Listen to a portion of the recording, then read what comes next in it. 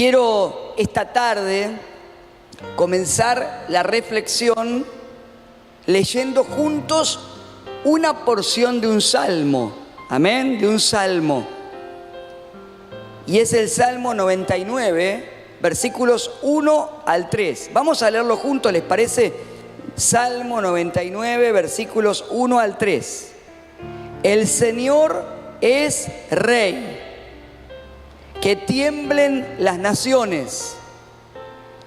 Está sentado en su trono entre los querubines. Que se estremezca toda la tierra.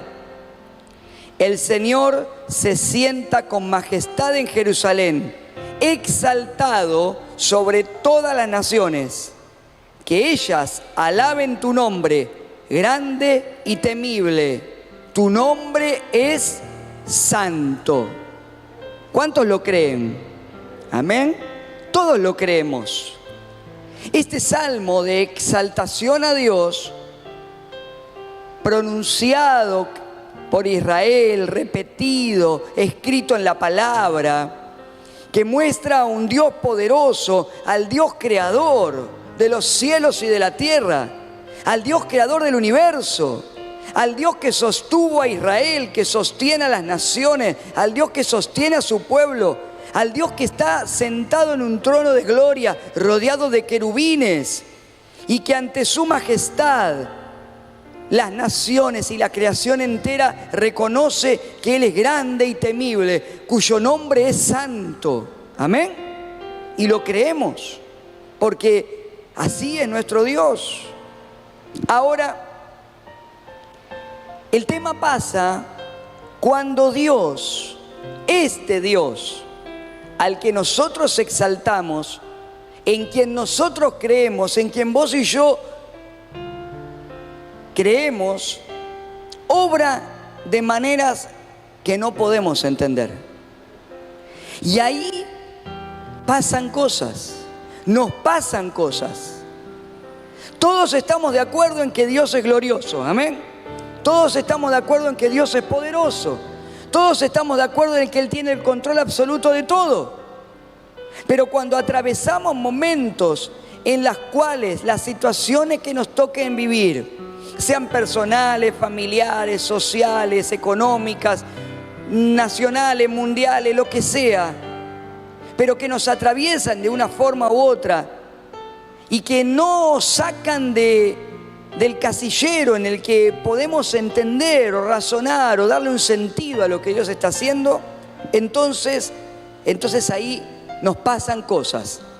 Eclesiastés capítulo 11, versículo 5 dice, miren lo que dice, Eclesiastés 11:5, así como no puedes entender el rumbo que toma el viento, ni el misterio de cómo crece un bebecito en el vientre de su madre, tampoco puedes entender cómo actúa Dios, quien hace todas las cosas. ¿Cuántos me siguen? No podemos entender a Dios. Creemos en Él, contemplamos su grandeza, lo obedecemos, pero nunca vamos a poder entenderlo, porque para poder entender, nosotros necesitamos usar nuestro sistema de razonamiento, nuestro sistema cognitivo. ¿Amén? Por eso cuando uno va a la escuela, aprende. Pero nosotros no podemos entender, no podemos razonar, está diciendo a Dios. Porque su forma de obrar no es de acuerdo al razonamiento ni al pensamiento humano. ¿Y qué pasa cuando Dios comienza a obrar y a permitir cosas que nosotros no entendemos? Entonces, muchas veces atravesamos una crisis de fe. Y la crisis de fe se da cuando nuestro sistema de creencias es sacudido o es desarmado porque suceden cosas que no comprendo, que no espero, que no puedo resistir o no puedo superar. Es decir, a ver, nosotros creemos en Dios, amén. Seguimos su palabra. sí o sí, todo lo que recibimos pasa por nuestro sistema cognitivo, es así. Ahora, la fe, de lo que hoy también hablaba Débora, está un paso más arriba que nuestro sistema cognitivo, que nuestro razonamiento. Y eso es lo que nos permite caminar en algo sobrenatural, diferente a las leyes de este mundo. Ahora, cuando lo que vivimos espiritualmente, lo que creemos, coincide con lo que esperamos, con lo que queremos, con lo que deseamos, ahí todo marcha sobre ruedas, ¿o no? Es como le pasó a Pedro cuando Jesús le dijo, vení, caminá sobre el agua. Perfecto, mientras estaba caminando se sentía el número 2 de Jesús. Pero cuando vino el viento, lo sacudió y se hundió, ahí comenzó a pedir auxilio. Porque todo lo que venía sosteniéndolo se cayó. Entonces, cuando atravesamos crisis de fe, y quiero decirte, amados hermanos, las vamos a atravesar, ¿cuánto me entienden? Porque el avanzar en la fe no se trata de no tener nunca crisis de fe. El avanzar en una vida de fe se trata de superar las crisis de fe y cada vez que las tengamos, volver una y otra vez a confiar en el Dios todopoderoso, grande, temible, fuerte, valiente, que nos sostiene siempre. ¿Cuántos dicen amén? Pero cuando pasamos por las crisis de fe, porque suceden cosas que no llegamos a comprender, que nos cuesta superar, entonces nos pueden pasar, si no la superamos esa crisis, nos pueden pasar dos cosas. Las crisis de fe no superadas nos pueden hacer caer, por un lado, en una religiosidad o una apatía. Es decir, no dejo de creer en Dios, pero me resigno. Bueno, es así, ya está. ¿Para qué voy a orar tanto si igual oré y la respuesta no vino? ¿Para qué voy a seguir sembrando, diezmando, ofrendando si sembré, si diezmé y no pude ver la prosperidad? Entonces empezamos a caer en una religiosidad, en un acostumbramiento, en una apatía. Y hay mucha gente dentro de la iglesia de Cristo que permanece en la iglesia, que permanece en el camino de Dios, pero que está apática, se vuelve religiosa, estructurada. Bueno, voy al culto, escucho, vuelvo, sé que tengo que ir, tengo un sentido de conciencia por lo que hago, pero me acostumbré a estar así. Recuerdo hace algunos años un hermano nuevo que vino y me dijo, pastor, fui al grupo de crecimiento, al grupo de la célula, no me acuerdo qué teníamos en ese momento, y estaba re contento y yo hablaba y contaba todo lo que Dios empezó a hacer en mí, todo lo que empezó a hacer en mi familia. Había un hermano al lado de hacía muchos años que me dijo, tranquilo, ya se te va a pasar. Eso porque tenés el primer amor. Esa persona no superó una crisis de fe. Está en la iglesia, pertenece al cuerpo de Cristo, pero está apático, religioso. Cree que todo va a ser igual, que son solamente las normas o lo que tiene que cumplir.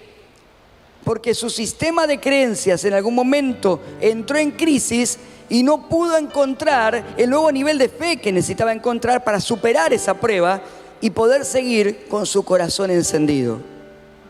¿Cuántos me siguen?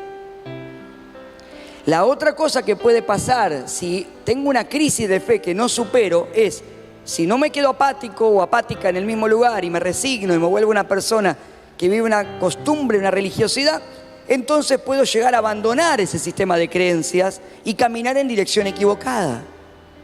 Por eso hay gente que también hoy le pasó, después de atravesar la pandemia, que como la pandemia puso patas para arriba un montón de cosas, incluso formas de pensar, de creer o de esperar de cómo Dios iba a hacer las cosas, que mucha gente abandonó el camino de Dios.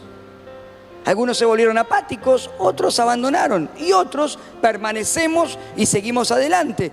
Pero a pesar de que muchas veces dudemos, Dios nos ama. ¿Cuántos dicen amén? Dios te ama. Cristo nos ama. Y Cristo vino para transformarnos.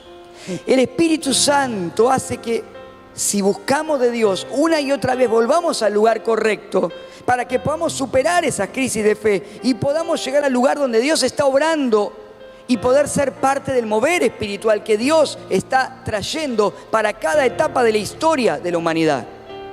Nosotros estamos atravesando una etapa de la historia de la humanidad. no cualquiera. Estamos atravesando una etapa de la historia que las próximas generaciones estudiarán en los libros de historia. ¿Cuánto entienden eso?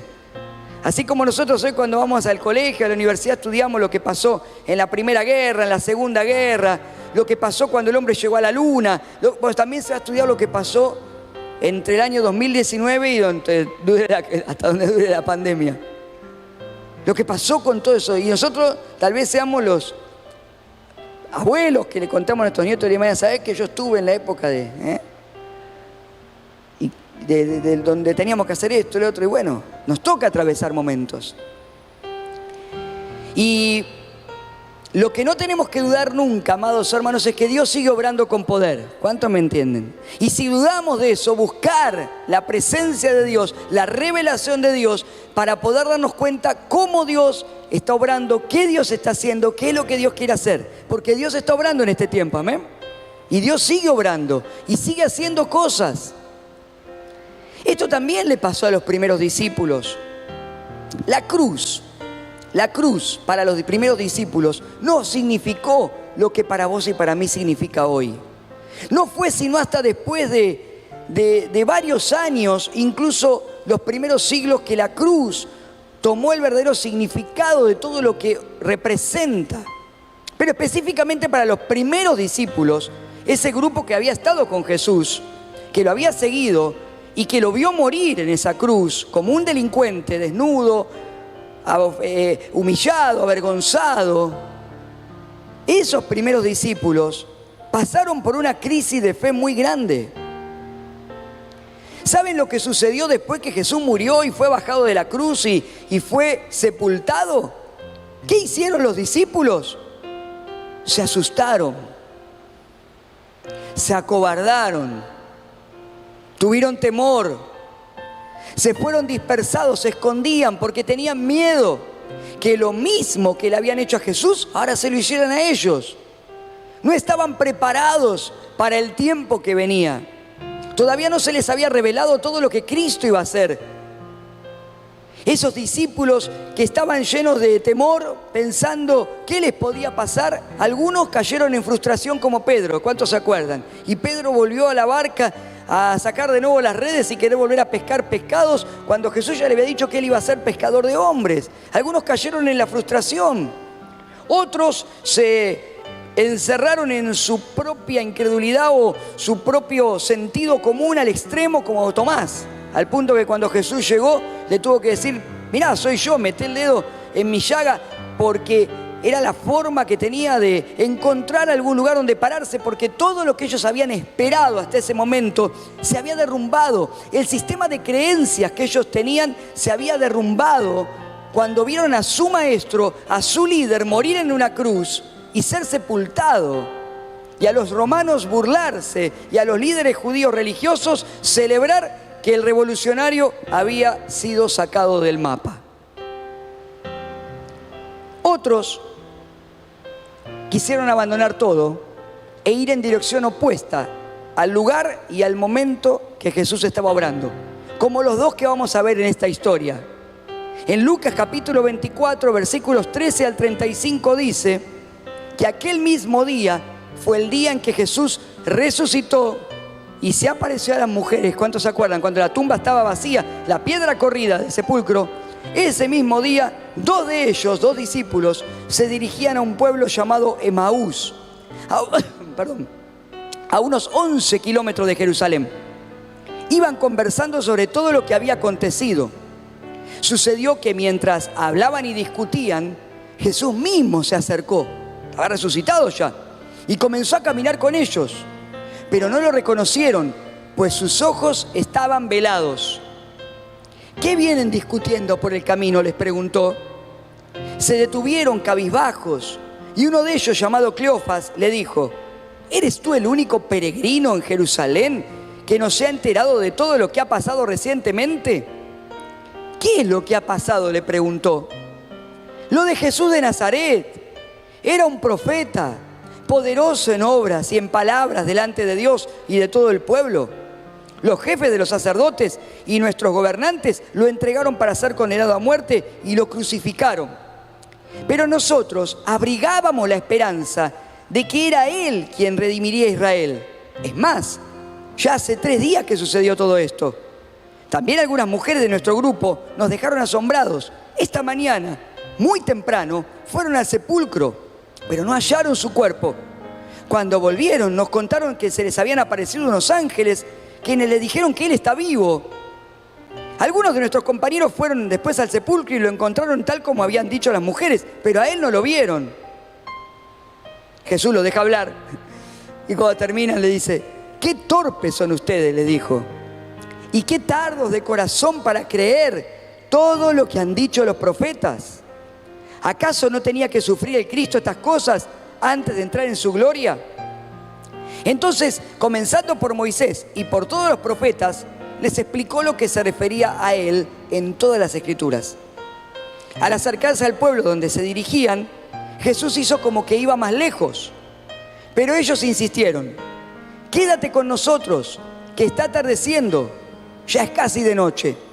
Así que entró para quedarse con ellos, y luego, estando con ellos a la mesa, tomó el pan, lo bendijo, lo partió y se lo dio.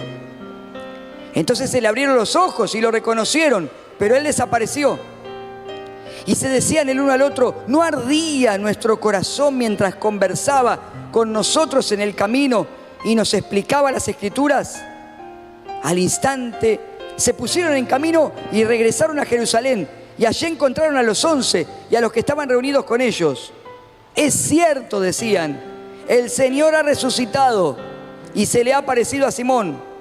Los dos, por su parte, contaron lo que les había sucedido en el camino y cómo habían reconocido a Jesús cuando partió el pan. Amados hermanos, amadas hermanas, dos discípulos, uno se llamaba Cleofas, el otro o la otra no sabemos si era hombre o mujer. Algunos arriesgaron a pensar que podía ser la esposa de este hombre, que eran un matrimonio, que vivían en Emaús. No se sabe. Todo lo que se sabe del segundo discípulo son suposiciones. Pero sí lo que sabemos es que eran 2 personas que habían estado con Jesús, que habían tenido contacto con Él, que habían escuchado sus enseñanzas, que habían estado con Él aún hasta el momento de la cruz y que sabían todo lo que había pasado hasta ese momento. Ahora estos discípulos, al igual que muchos otros, tuvieron su crisis de fe. Porque todo lo que pasó no era lo que ellos esperaban que sucediese, de la forma en que ellos esperaban. Y ahora, como se encontraron en un contexto de incertidumbre y de no poder comprender, y su sistema cognitivo de razonamiento no podía razonar, no podía comprender algo que solo podía entenderse desde la fe, que Jesús ya no estaba en la tumba, que Jesús estaba vivo y que las promesas que ellos habían recibido desde el Antiguo Testamento ahora se estaban cumpliendo en Cristo Jesús el Mesías. Entonces esa crisis de fe los hizo actuar dejando todo y diciendo no. Se frustraron y volvieron o intentaron volver hacia su ciudad natal, de donde habían venido a Jerusalén, como venían muchos peregrinos, para ofrecer sacrificios, para celebrar la Pascua. Ahora lo que dice la palabra es que Jesús mismo, resucitado, se acercó y comenzó a caminar con ellos, pero no lo reconocieron porque sus ojos estaban velados. Aquí también hay muchos estudios bíblicos, teológicos. Algunos dicen no, era porque Jesús tenía otra apariencia y entonces estaba resucitado. Otros dicen no, Jesús hizo algo para que sus ojos no los vieran. Si vemos todo el contexto de la palabra y vemos lo que después sucede cuando sus ojos se abren, vemos que lo que la palabra hace es referencia a algo espiritual. Porque los ojos velados no están hablando de los ojos naturales, porque ellos veían a un hombre, aunque la apariencia pudiera ser distinta o era distinta seguramente de Jesús resucitado, pero ellos no podían reconocerlo porque está hablando de algo espiritual. Los ojos velados no reconocen a Dios. El velo es lo que tapa algo. Justamente la revelación es correr el velo de lo que está oculto. Cuando vos y yo tenemos revelación de Dios es porque se corre lo que está tapando, lo secreto, lo profundo de Dios. Amén.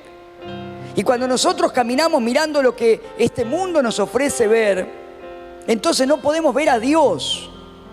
Por eso cuando atravesamos una prueba, una enfermedad, una dificultad, si nosotros solamente nos quedamos mirando, escuchando lo que el mundo nos hace ver y escuchar, lo que las noticias de este mundo nos hacen ver y escuchar, entonces solamente estaremos viendo lo natural, pero nuestros ojos estarán velados para ver que Dios está allí. ¿Cuántos me siguen?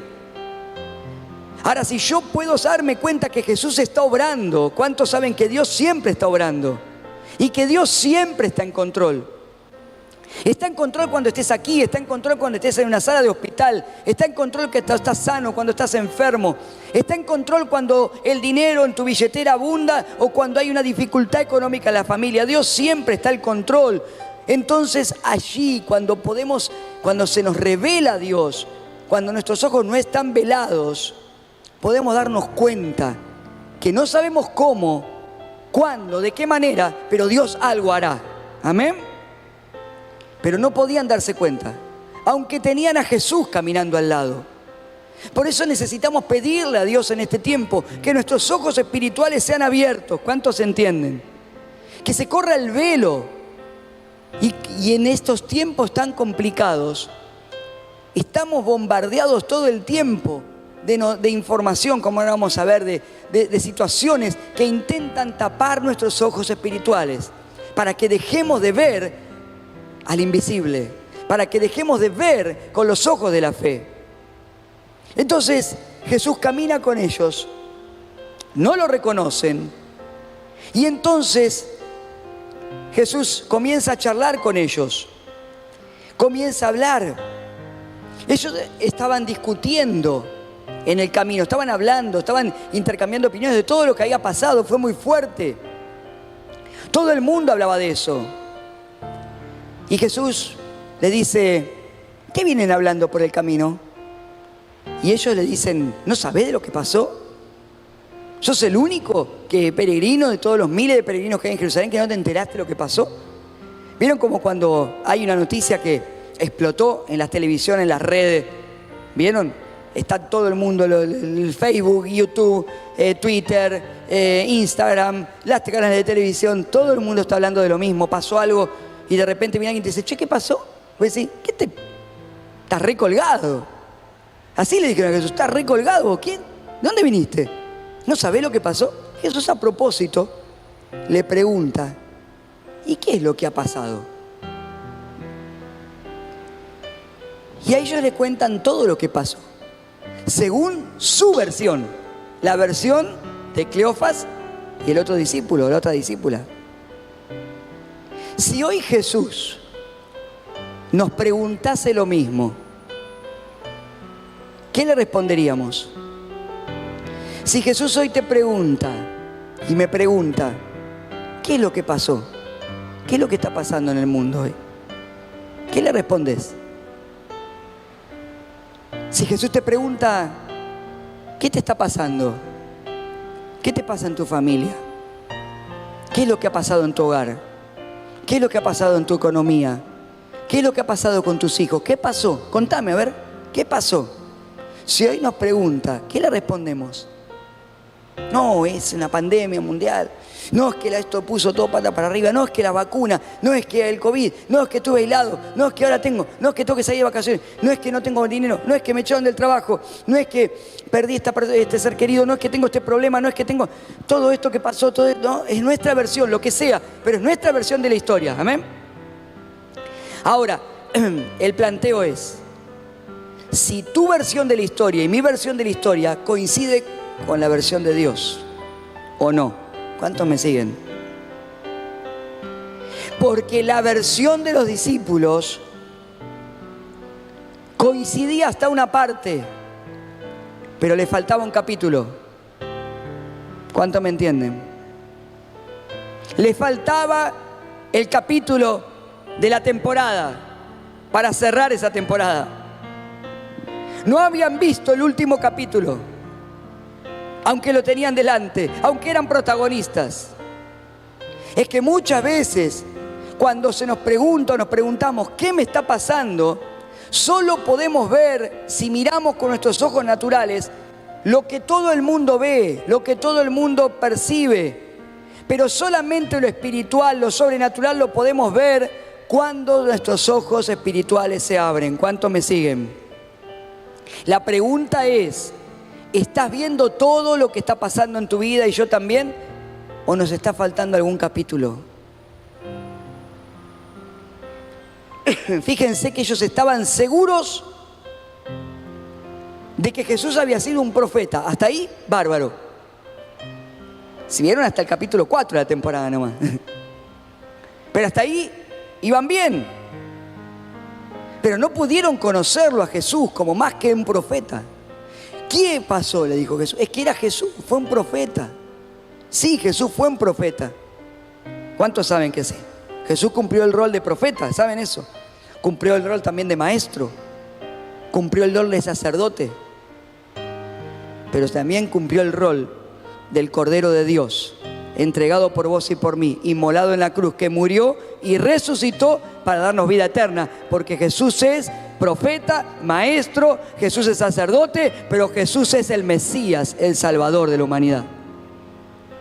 Y ellos no podían ver hasta ahí. ¿Hasta dónde? Es la pregunta. También conocemos a Jesús.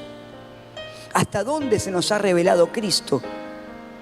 A medida que vamos pasando por las experiencias de la vida, vamos descubriendo a Jesús en toda la riqueza de lo que es Jesús para nosotros. Y ahí podemos ir descubriendo a Jesús como nuestro buen pastor, como nuestro amigo fiel, como nuestro Salvador, sanador, restaurador. Hay gente que coincide aún sin ser cristiana con Jesús, en que Jesús fue un profeta.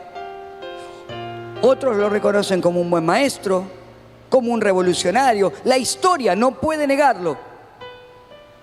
Cualquier historiador no puede negar a Jesús. Te va a decir, Jesús existió, sí. El tema es si ese Jesús es además el Señor y el Cristo. Por eso Pedro, cuando da el discurso en Hechos capítulo 2, dice: sépanlo bien todo el pueblo de Israel. Hechos 2:36. Sépanlo bien todo el pueblo de Israel, que a este Jesús a quien ustedes crucificaron, Dios lo ha hecho Señor y Cristo. Amén. Esa es la revelación más grande. Jesús es Señor y Cristo. Y miren lo que dice en la traducción en lenguaje actual: israelitas, ustedes tienen que reconocer de una vez por todas que a este mismo Jesús, a quienes ustedes mataron en una cruz, Dios le ha dado poder y autoridad sobre toda la humanidad. Esa es la revelación más grande. El capítulo que los discípulos no estaban viendo, la parte que les faltaba porque sus ojos estaban velados y entonces habían caído en frustración porque su sistema de creencias había fallado, había derrumbado. Que ese Jesús que estaba caminando con ellos es y será quien tiene todo poder y autoridad sobre toda la humanidad. Pase lo que pase, suceda lo que suceda, Él tiene todo poder y autoridad. Si es para Cristo, dáselo fuerte el aplauso. Pero, ¿por qué? ¿Por qué, amados? ¿Por qué estos discípulos habían caído en esa frustración? ¿Por qué su sistema de creencias había sucumbido? Porque los judíos esperaban las promesas que estaban en el antiguo pacto, en la ley y en los profetas, de que iba a venir un Mesías, que iba a ser como, no como Jesús fue. Ellos querían un rey militar. Ellos querían un hombre poderoso, un Mesías que los librase del yugo romano, que devolviese a Jerusalén la gloria pasada. Y Jesús vino a traer otra cosa. Las promesas, pero no de la forma que ellos lo esperaban, sino como Dios lo iba a hacer. Amén. No como ellos lo razonaron o lo entendían para su tiempo, sino que Jesús vino a traer la revolución más grande de la historia. Jesús vino a manifestar la gracia salvadora de Dios para todos los hombres, el triunfo definitivo del bien sobre el mal. Jesús vino a traer el triunfo del amor de Dios frente al pecado. Porque las maneras y las formas de Dios no son las nuestras. Y yo quiero decirte algo, amados hermano, hermana, los que están aquí, los que nos ven y nos escuchan. Quiero decirte algo, estés pasando lo que estés pasando. sea la situación la que sea, la que estés atravesando y la que estemos atravesando todos juntos, algo Dios está haciendo hoy. Amén. Algo Dios está obrando. Dios algo nuevo está haciendo. Dios está moviéndose con poder. Pero no podemos mirar la película del pasado solamente, porque nos estaremos perdiendo el capítulo que Dios está escribiendo hoy, del cual vos y yo somos protagonistas. Y por eso tenemos que prepararnos para lo nuevo. Y para prepararnos para lo nuevo, nuestros ojos tienen que se tienen que correr el velo. Tenemos que poder ver. Amén. Tenemos que prepararnos para todo lo que Dios está haciendo y va a hacer en esta nueva etapa de la humanidad. Porque Dios es el mismo ayer, hoy y siempre. Dios sigue obrando. Dios tiene promesa para nosotros.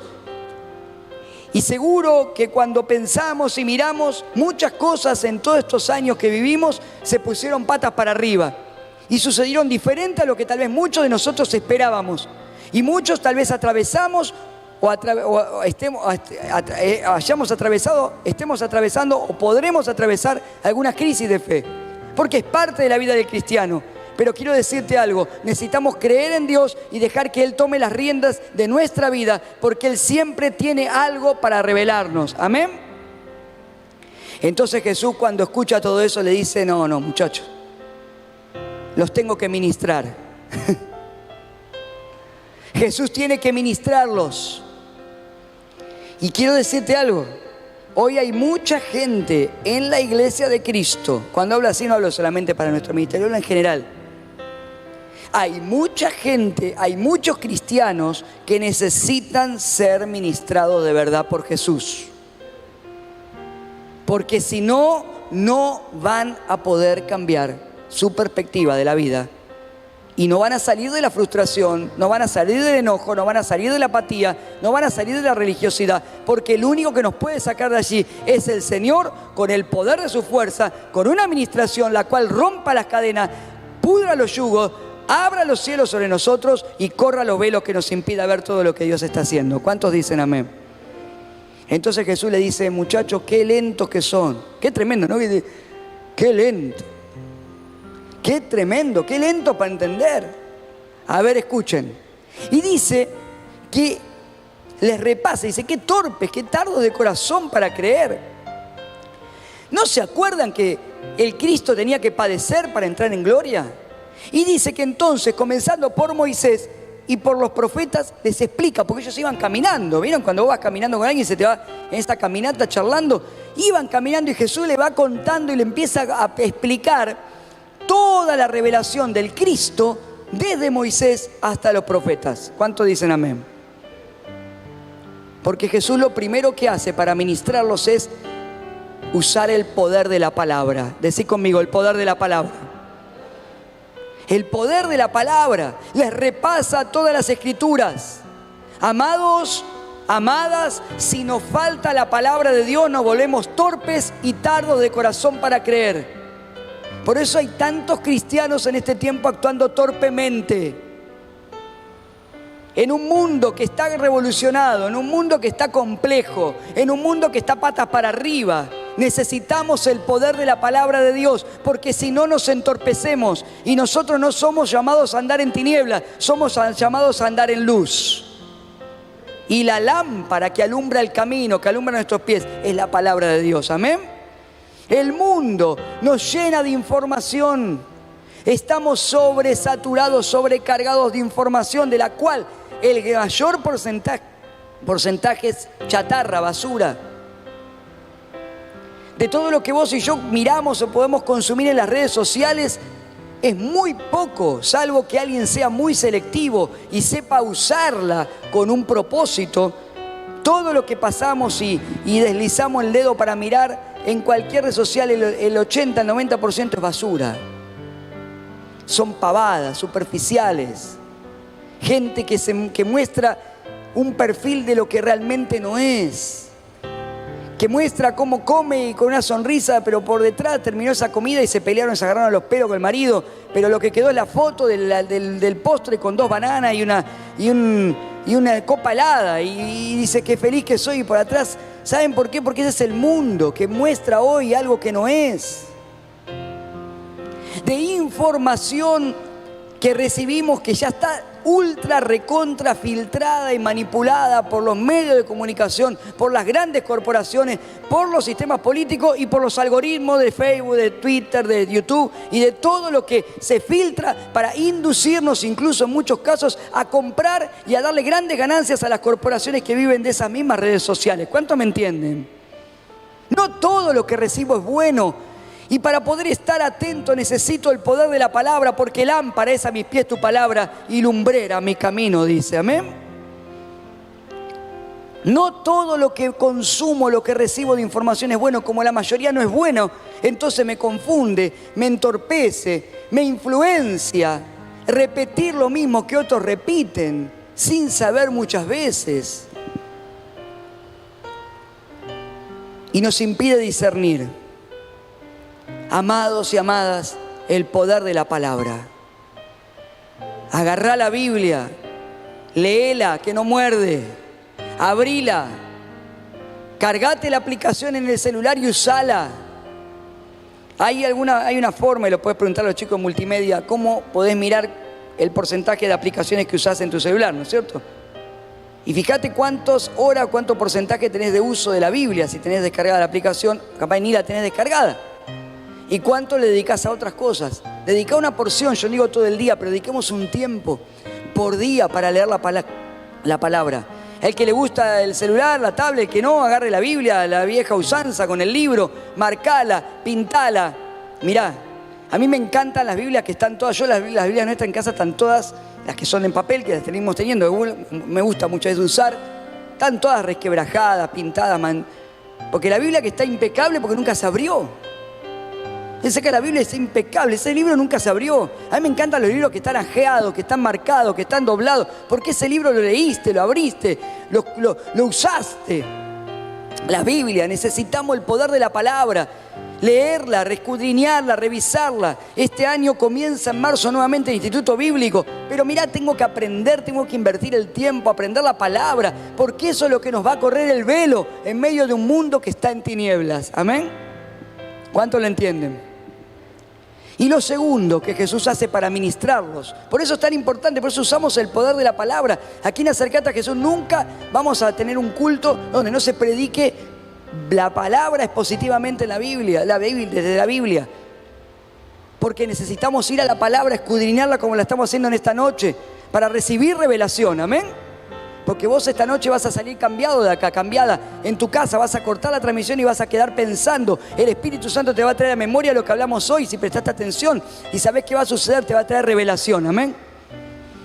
Lo segundo que Jesús hace antes de terminar es que dice que se iban acercando al pueblo. Ya Jesús le había hablado todo. Cuando llegan al pueblo, Jesús le dice, muchachos, sigo, voy para... No, quédate, le dicen, quédate con nosotros, que ya estás haciendo de noche. Vamos a comer algo. Y Jesús se queda con ellos. Y al quedarse con ellos, Jesús de repente toma el control de la situación. Y cuando está con ellos, prepara la mesa, parte el pan, da gracias, lo bendice y les da de comer. Como hizo en la multiplicación de los panes y los peces. ¿Cuántos se acuerdan? Como hizo en la cena última antes de ir a la cruz. Es que lo segundo que hace Jesús para ministrarlos, primero usar el poder de la palabra y segundo, usa el poder de la comunión. Decí conmigo, el poder de la comunión. Esto que estamos haciendo hoy es comunión. Estar unidos, orando, recibiendo la palabra, orando juntos a Dios. Hay poder en la comunión, porque nuestro Dios es comunión. ¿Cuántos lo saben? Dios es Padre, Hijo y Espíritu Santo. Hay una comunión en las tres personas de Dios. Dios está en continua comunión. Y Dios quiere que nosotros y yo podamos estar en comunión con Él y unos con otros en el amor. Dios es familia. Dios en sí mismo es una familia, Padre, Hijo y Espíritu. ¿Cuánto lo entienden? Y Dios quiere que seamos familia y disfrutemos de la comunión. Que disfrutemos de partir el pan, de celebrar, de adorar, de orar, de servir juntos a Dios. Eso es la iglesia. pase lo que pase, mirá, con barbijo, sin barbijo, alguno en la casa porque se tuvo que quedar, porque está aislado, como sea, con frío, con calor, con lluvia, pase lo que pase, en tiempo de guerra, en tiempo de paz, en tiempo de pandemia, de pospandemia, de prepandemia, lo que sea, la iglesia es familia, hay comunión y necesitamos disfrutar de la comunión unos con otros, de la comunión del Espíritu, porque donde hay comunión hay poder de Dios. Amados hermanos, por eso es que el enemigo ataca la comunión. Quiere que no estemos en comunión con el Señor. Voy a orar y parece, ¿cuánto le ha pasado? Quiere orar y justo parece que se traba todo, ¿no? No, ahora voy a preparar la palabra, a orar la palabra, todo lo que... Claro, hay una fuerza espiritual. No es que el enemigo está específicamente mirando y dice, ay, le voy a poner esta traba acá. No, hay una cuestión espiritual, una lucha espiritual en fuerza de tiniebla y de luz que se oponen. Todo lo que yo quiera hacer para estar en comunión con Dios hiere a las tinieblas. Entonces yo tengo que prepararme y pararme firme y decir, Señor, así como dijeron los discípulos, yo no quiero que siga de largo, yo quiero que te quedes un rato más. Señor, hoy no termina el día sin que yo esté en comunión con vos. Jesús hizo como que se iba a ver qué hacían y ellos dijeron, no, quédate con nosotros. Quédate, no va a terminar el día sin que comas con nosotros. Amados hermanos, que no termine ningún día de tu vida sin que tengas una oración con Dios, un tiempo de palabra, un tiempo de comunión. Que no termine la semana sin que hayas venido a la iglesia a compartir la palabra en tu grupo de crecimiento, en la oración, en el domingo, el sábado, cuando sea. Pero la comunión es lo que hace que la gloria de Dios se manifieste. El poder de la palabra y el poder de la comunión nos revelan a Cristo. El poder de la palabra y el poder de la comunión nos permite reconocer que Dios está obrando con poder en cualquier circunstancia de nuestra vida. Pase lo que pase, Dios siempre tiene el control, Dios siempre está allí. Y entonces Jesús allí se va, desaparece. Y ellos se quedan hablando y dicen, no ardía nuestro corazón. Ellos se dan cuenta que Jesús ahí. ¿Se dan cuenta? Pero Jesús ya no se queda, ya está, ya se les reveló. Y se comienzan a decir uno al otro, ¿no ardía nuestro corazón mientras conversaba con nosotros en el camino y nos explicaba las Escrituras? ¿No ardía nuestro corazón? Y esa es la clave. Por eso el mensaje se llama corazones encendidos. Esa es la clave. Esa es la señal que tenemos que leer en nuestro corazón, en nuestro interior. ¿Está ardiendo tu corazón por Dios hoy? ¿Está ardiendo mi corazón por Dios? ¿Por estar con Él? ¿Está ardiendo mi corazón por su palabra? Pero cuidado, no le estoy hablando solamente. Yo puedo estarte predicando acá adelante y puedo usar, porque tengo 22 años ya de cristiano y más de 17 años de predicación de la palabra sin parar. He predicado la palabra desde que me convertí al poquito tiempo hasta hoy. Prediqué cuando era colaborador, líder, pastor de jóvenes. No paré nunca de predicar, es el don que Dios me dio. Pero yo puedo pararme y predicarte, y con la experiencia y el conocimiento cognitivo que tengo de la palabra, la memoria, puedo darte un sermón hermoso, pero puede no estar ardiendo mi corazón dentro. ¿Cuántos me siguen? Puedo estar cantando la mejor canción, puedo estar tocando el instrumento, puedo estar sirviendo como mujer, puedo estar yendo a trabajar, puedo estar yendo a estudiar, y puede no estar ardiendo mi corazón. Puedo estar haciéndolo mecánicamente, puedo estar haciéndolo por experiencia, puedo estar haciéndolo por compromiso, por conciencia, por religiosidad. Pero dentro mío pudo haber estado, no haber superado la crisis de fe que hizo que mi sistema de creencias se sacuda de tal forma que pueda haber caído en una frustración, en un agotamiento, en una apatía, o incluso dentro mío estar luchando en decir sigo o dejo todo, o vuelvo atrás. ¿Está ardiendo o no tu corazón? ¿Está ardiendo o no mi corazón? Y hay momentos en que la respuesta es sí, y hay momentos en que la respuesta es no. Porque somos seres humanos. Si la respuesta hoy es sí, si arde tu corazón, entonces yo quiero decirte, seguí así, busca más. No dejes que nada ni nadie te distraiga. Se van a levantar situaciones y enemigos que van a querer distraerte y sacarte del foco. Pero te doy un consejo, míralo a Él, solo a Él. Porque si tu corazón está ardiendo es porque estás reconociendo que Jesús está hoy. Que Jesús está en tu casa, que está en tu familia, que está con vos aún en la prueba, aún en la dificultad. Él está, amén. Él está. Él está. Él está. No es el contexto lo que determina que tu corazón esté encendido, sino la actitud interior, tuya y mía, de dejar que Él nos ministre. ¿Cuántos dicen amén? Si la respuesta es no, mirá, pastor, la verdad, o no me lo digas a mí, es una forma de decir, pero vos te podés responder a vos mismo, a vos misma. Si la respuesta es no, la verdad que no. La verdad que no arde mi corazón. Entonces decirle, Señor, perdóname, yo quiero salir de esta trampa de la religiosidad. Porque lo más aburrido y lo más tedioso que nos puede pasar caer en la trampa de la religión.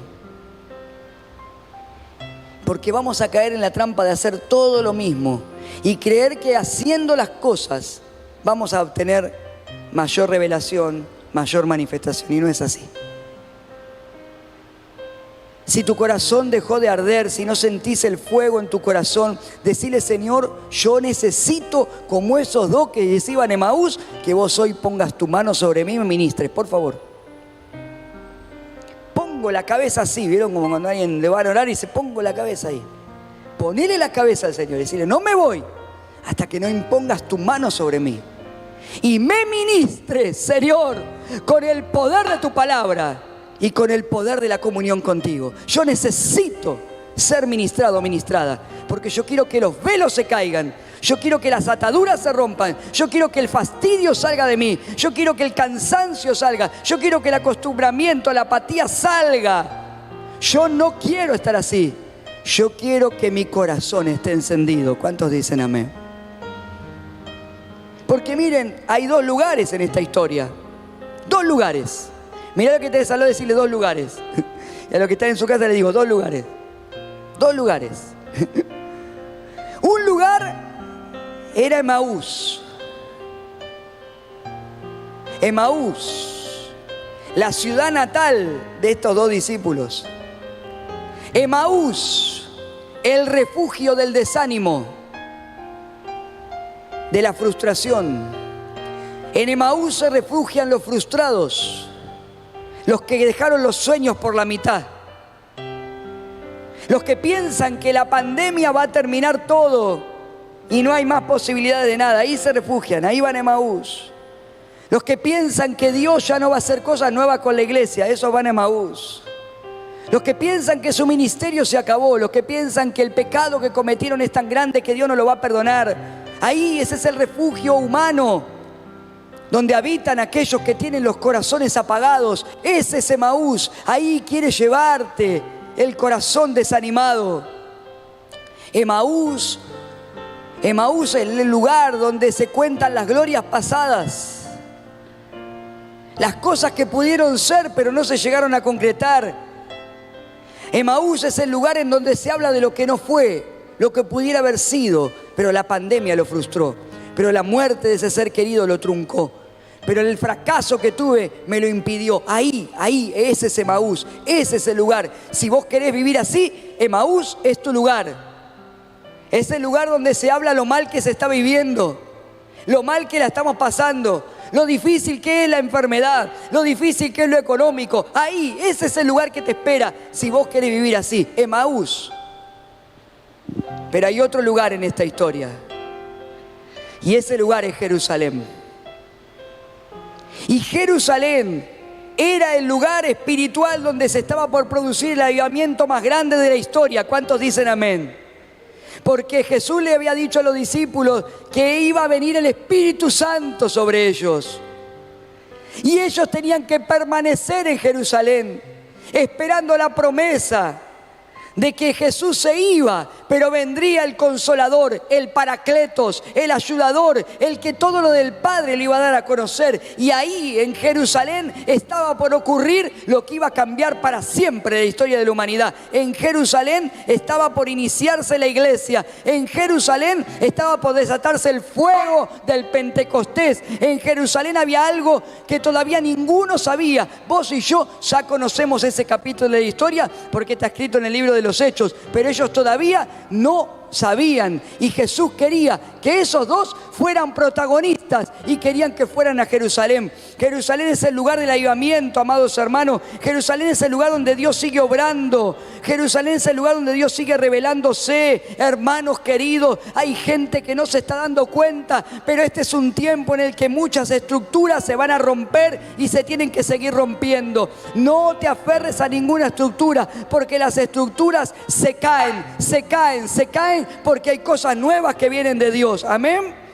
Hay muchos velos que todavía se tienen que correr. Hay gente que tiene que ser levantada. Hay dones que tienen que ser despiertos. Hay gente que Dios está llamando. Pero tu lugar y mi lugar no es Emaús si vos querés eso. Si vos querés experimentar lo que Dios está haciendo, necesitamos ir al Jerusalén espiritual. Y para eso necesitamos que Dios nos ministre. El Dios que tiene toda poder y autoridad, que sigue haciendo cosas nuevas. Mirá, este año 2022 nosotros tenemos una palabra profética para nuestro ministerio y Dios va a obrar con mucho poder creativo. ¿Cuántos lo entienden? Poder creativo.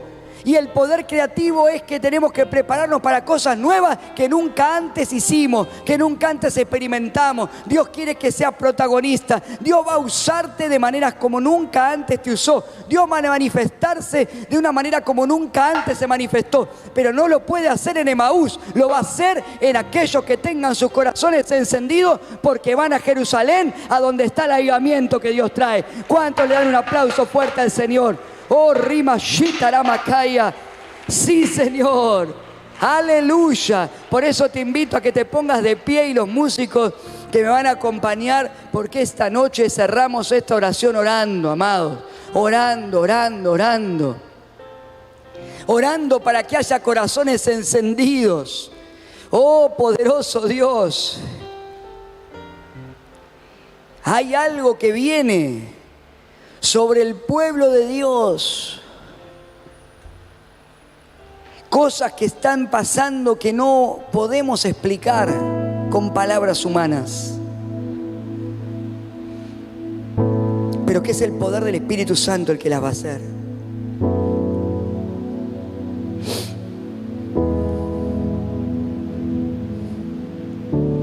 Por eso te invito a que cierres tus ojos allí. Corazones encendidos, porque han sido ministrados por el Señor, con el poder de la palabra y el poder de la comunión.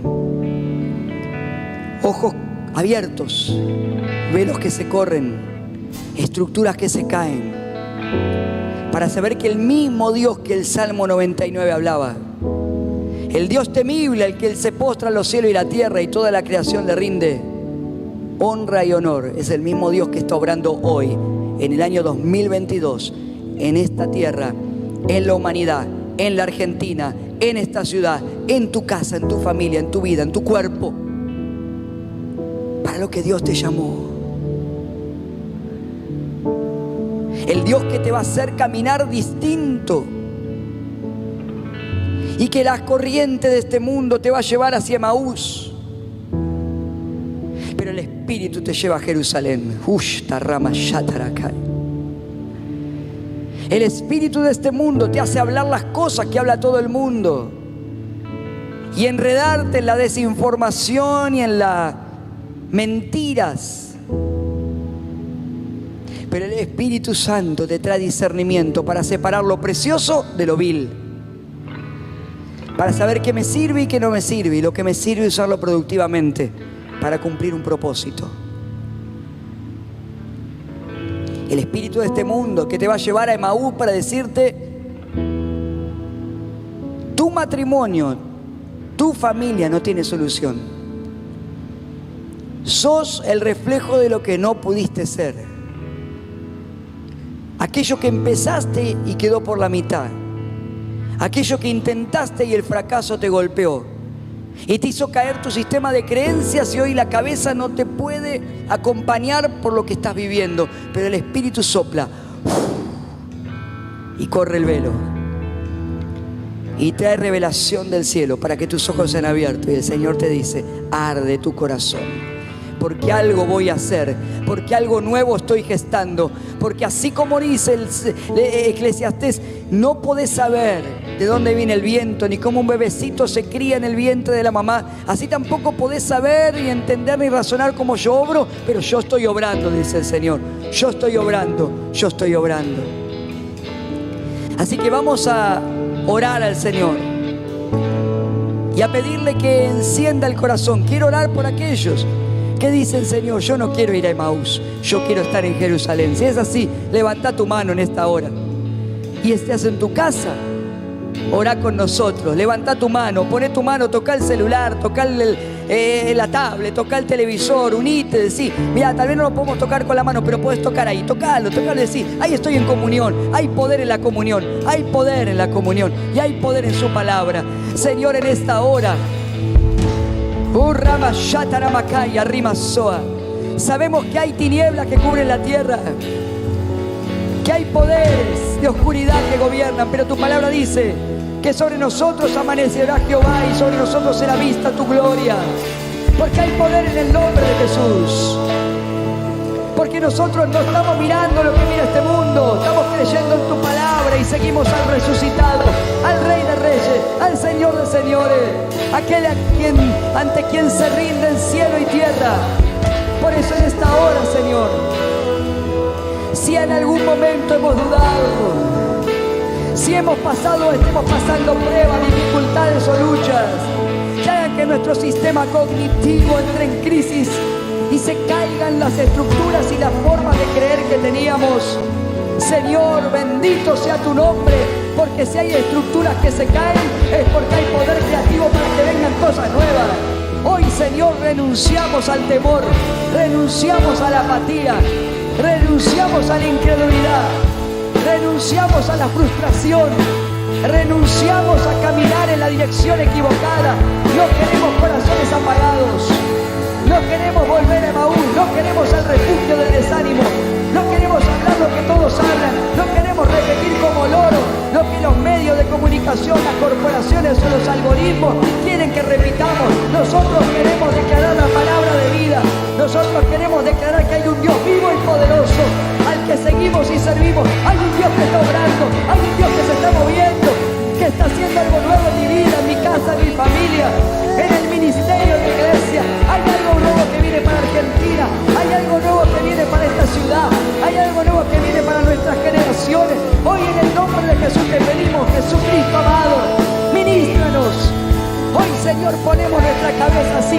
Pone tu mano, papá, pone tu mano en nuestra cabeza. Ministranos con el poder de tu palabra.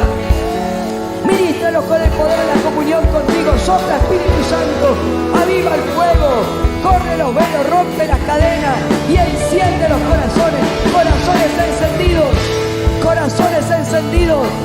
Queremos ir al Jerusalén espiritual. Algo estás obrando, algo estás haciendo. Lo queremos ver, lo tomamos, lo recibimos. Queremos ser protagonistas, Señor, de esta historia. No queremos estar donde escribe la historia los fracasados. Queremos ser protagonistas de lo que vos estás haciendo. En el nombre de Jesús, el capítulo de esta historia se está escribiendo. En el nombre de Jesús hay poder, hay poder, hay poder. Espíritu Santo, revélanos. Llévanos a Jerusalén espiritual. Oh Santo, enciende los corazones de tu pueblo, de tu iglesia, Señor. Oh Santo.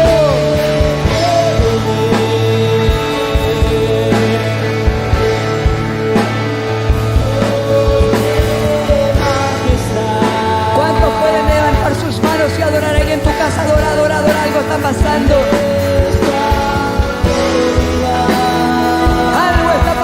Que está traspasando este lugar.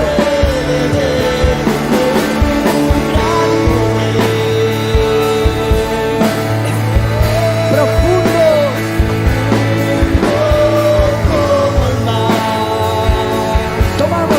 brazo fuerte.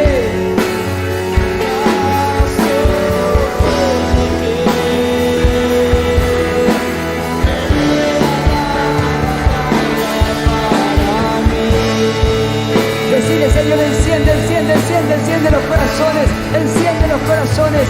Oh, si hay un llamado, decirle, Señor, este es el año. No voy a perder más el tiempo. Me pongo en tus manos, quiero servirte.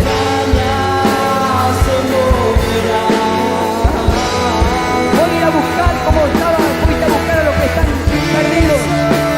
Voy a buscar a los que se están yendo a Maús. Voy a juntarme con los que están hablando las maravillas. Voy a hablar con los que están hablando maravillas. Voy a estar donde están los que están haciendo que las cosas pasen. ¡Oh!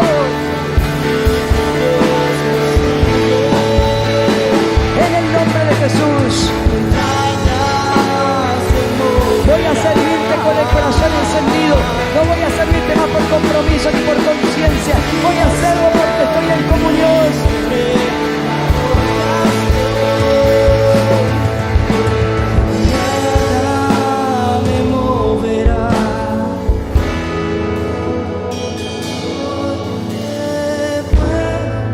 Decile, Dios.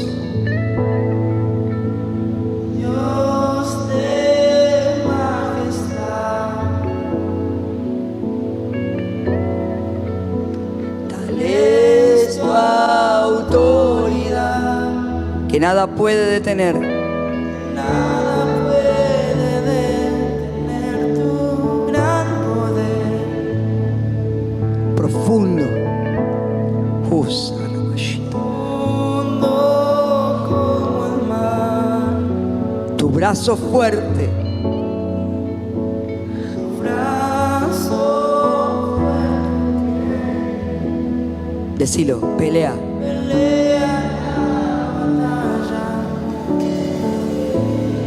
Si lo creíste, dale un fuerte aplauso al Rey de Reyes, al Señor de Señores. Si es para Cristo, dáselo al Dios vivo, al Dios poderoso.